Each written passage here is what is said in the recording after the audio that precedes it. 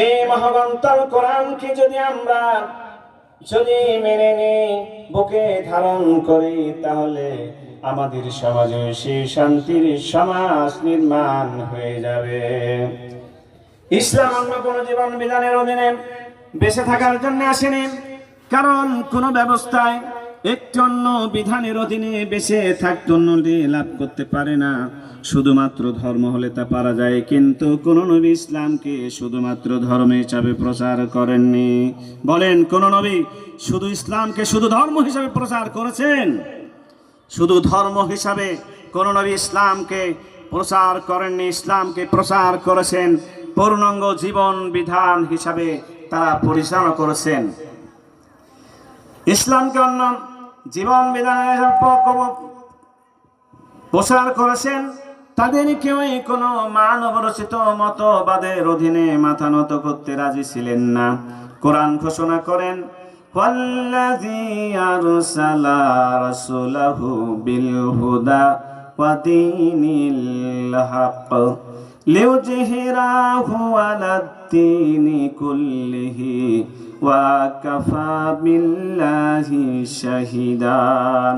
তিনি সে যিনি তার রাসূল সাল্লাল্লাহু আলাইহি সাল্লামকে পথ নির্দেশনা সত্য ধর্ম দিয়ে এই জন্য প্রেরণ করেছেন, যাতে একে সব ধর্মের উপর বিজয় করে দেন, প্রবল করে দেন। আর আল্লাহই সাক্ষী হিসাবে যথেষ্ট। আমরা যে দ্বীনের কাজ করি, আমরা যে আল্লাহর জমিনে আল্লাহর দ্বীনের কাজ করি, তাহলে এই সাক্ষী হিসাবে কে যথেষ্ট? বলেন, এই সাক্ষী হিসাবে আল্লাহই যথেষ্ট। নবীরা যে দ্বীনের কাজ করেছেন, এই নবীদের সাক্ষী হিসাবে আল্লাহ রাব্বুল আলামিন তিনি নিজেই যথেষ্ট ছিলেন। তাদের দ্বীনের দাওয়াতের ব্যাপারে সাক্ষী হিসাবে যথেষ্ট আল্লাহ রাব্বুল আলামিন ছিলেন। অন্য কোন জীবন বিধানের অধীনে বেঁচে থাকার জন্য আসেনি। কারণ কোন ব্যবস্থায় একটি অন্য বিধানের অধীনে বেঁচে থাকতে উন্নতি লাভ করতে পারে না।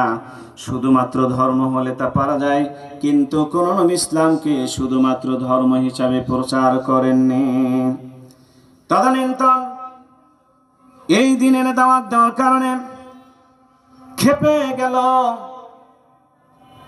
ফেরাউনের দলবল। ফেরাউন খেপে গেল।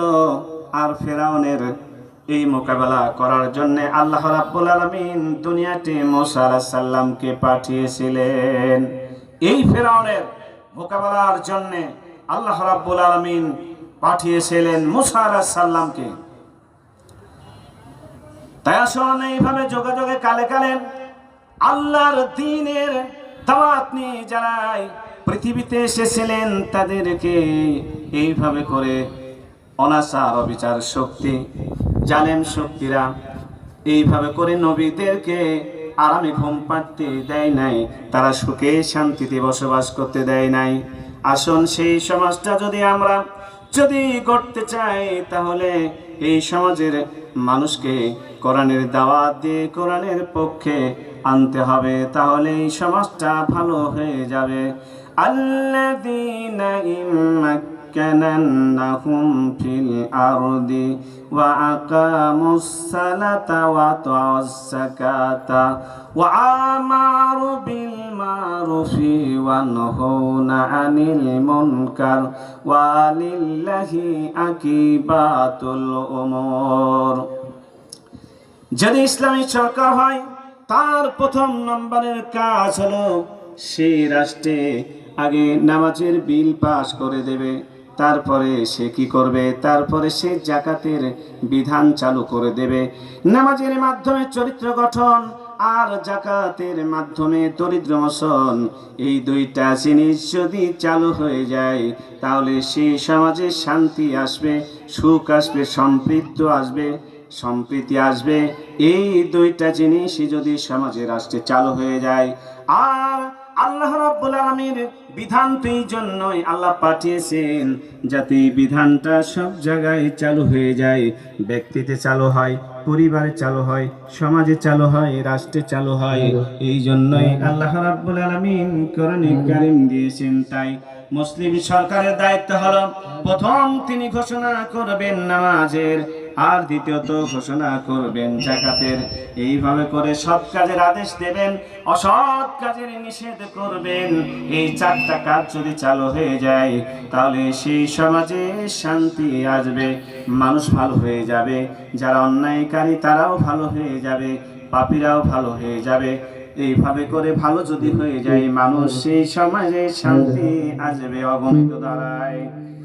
সেই ছিলেন রাসূল পাক সাল্লাল্লাহু আলাইহি সাল্লাম এমন একটি সমাজ নির্মাণ করেছিলেন, যে সমাজটা ছিল সুখের সমাজ, যেই সমাজটা ছিল সুন্দর সমাজ।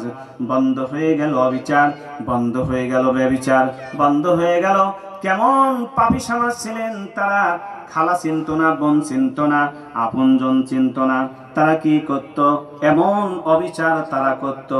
নিজের বাপকে যখন মেয়েকে যখন নিজের বাপ যখন রাস্তায় নিয়ে যেতেন, কেমন সন্ত্রাসী বাপকে পিঠমোড়া দিয়ে বাঁধা হতো।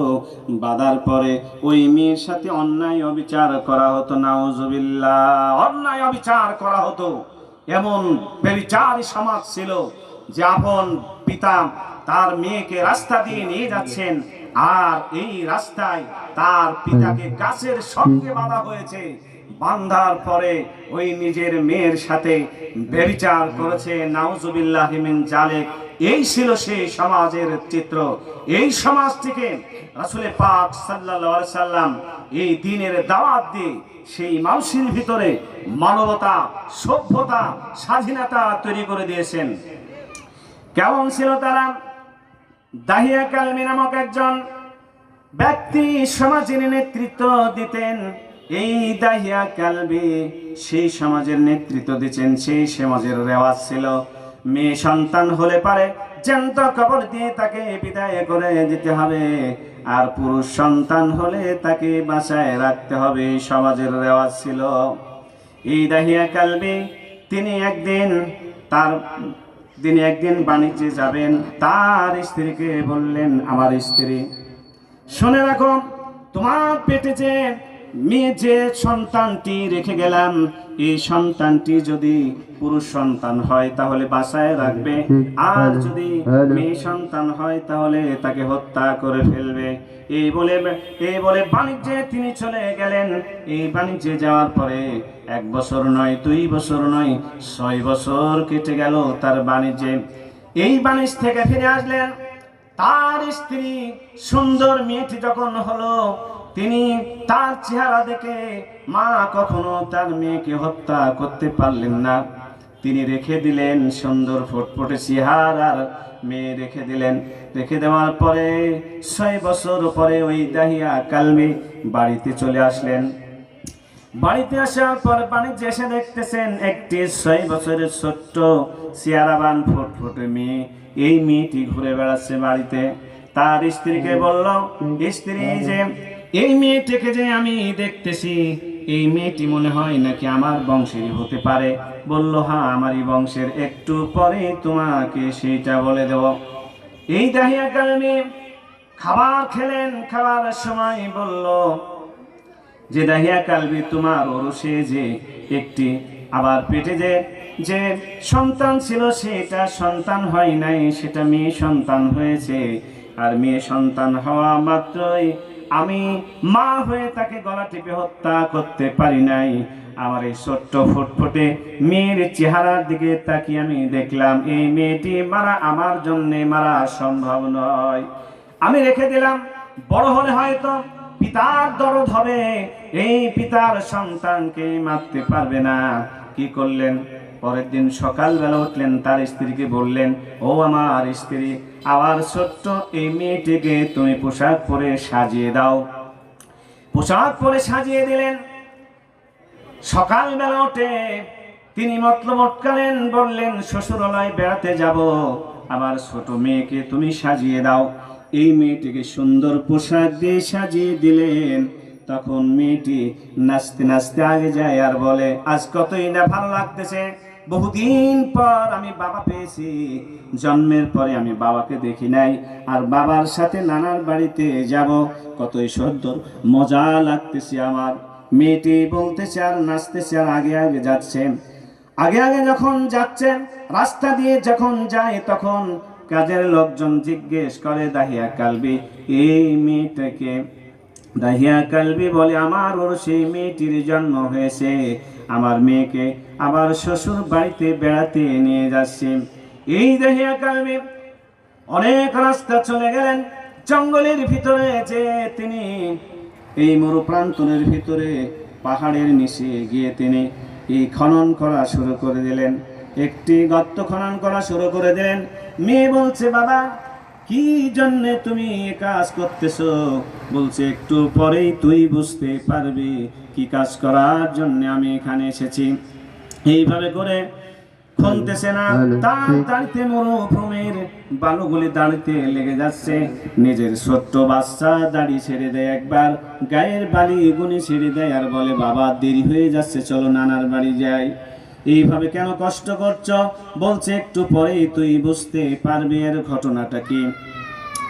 যখন মাজা পর্যন্ত গাড়া হয়ে গেল, খনন করা হয়ে গেল, ওই মেয়েটিকে বলছে উকি দিয়ে তুই দেখ। যখন উকি দিলেন তখন দাহিয়া কালবির ছোট্ট মেয়েটি যখন উকি দিলেন তখন ঘাড় ধরে তাকে ওই কূপের মধ্যে ফেলে দিয়ে দিলেন।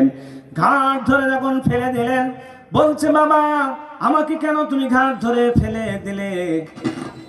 এই কথা তার মেয়ে বলছে তুই একটু পরে বুঝতে পারবি। তখন মা আব্বা বলে ডাকতেছেন আর পাথর তুলে তার বুকের পরে মারলেন।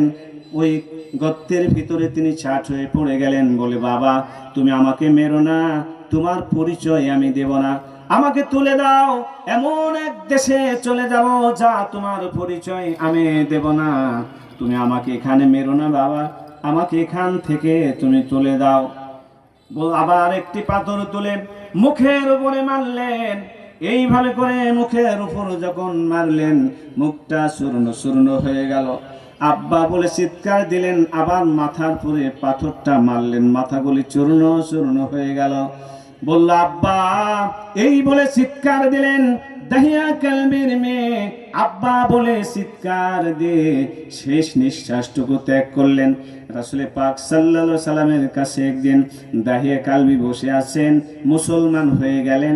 মুসলমান হওয়ার পরে আল্লাহর নবী সাল্লাল্লাহু আলাইহি সাল্লামের পাগড়িটা তার মাথায় দিয়ে দিলেন। পাগড়িটা মাথায় দেওয়ার পরেও তিনি আফসোস করে কাঁদতেছেন আর বলতেছেন, মাতার পাগড়িটা দেওয়ার পরেও মুসলমান হওয়ার পরে সব গুনাহগুলি তার মাফ হয়ে যায়। আর রাসূল পাক সাল্লাল্লাহু আলাইহি সাল্লামের পাগড়ি দেওয়ার পরেও তিনি কাঁদতেছেন। বলছে আজ কাঁদতেছে এই জন্য আমি একটি সমাজের নেতৃত্ব দিতাম, সেই সমাজে রেওয়াজ ছিল পুরুষ সন্তান যদি হয় বাঁচায় রাখতে হবে, আর নারী সন্তান যদি হয় তাকে মেরে ফেলতে হবে। আমার নেতৃত্বে একটা নয় দুইটা নয় 90 থেকে 92টা মহিলাকে আমি জ্যান্ত কবর দিয়েছি। সবচাইতে বেশি মনে পড়ে আমার ছোট্ট মেয়েটিকে যেই দিন আমি হত্যা করলাম কূপের ভিতরে, আজও পর্যন্ত সেই আওয়াজটা ভেসে আসে আব্বা আব্বা বলে চিৎকার দেয়। এই চিৎকারটা আজও পর্যন্ত আমার কানে যেন ভেসে আসে। রাসূল পাক সাল্লাল্লাহু আলাইহি সাল্লাম বললেন, মানুষ এত বড় কি পাপের কাজ করতে পারে? আসুন এই সমাজটিকে ভেঙ্গে চোরে চোরমার করে দিয়ে একটি সোনার সমাজে পরিণত করেছিলেন রাসূল পাক সাল্লাল্লাহু আলাইহি সাল্লাম। কোরআন ভিত্তিক জীবন যাপন করলে সেই জাতি ভালো হয়ে যায়, সেই জাতি মানবতার জাতি তৈরি হয়ে যায়। আসুন সেই কোরআনের দাওয়াত মানুষের কাছে আমরা দিতেছি। আসুন কোরআনের পক্ষে আসুন, পথে আসুন। নারী সমাজকেও এইভাবে করে পুরুষের যেমন দায়িত্ব রয়েছে, নারী সমাজেরও সেই দায়িত্ব রয়েছে। আল্লাহ রাব্বুল আলামিন উভয়কে মিলে যেন কাজ করার তৌফিক দিন। এই বলে সংক্ষিপ্ত আলোচনা এখানে শেষ করলাম। আসসালামু আলাইকুম ওয়া রাহমাতুল্লাহি ওয়া বারাকাতুহু।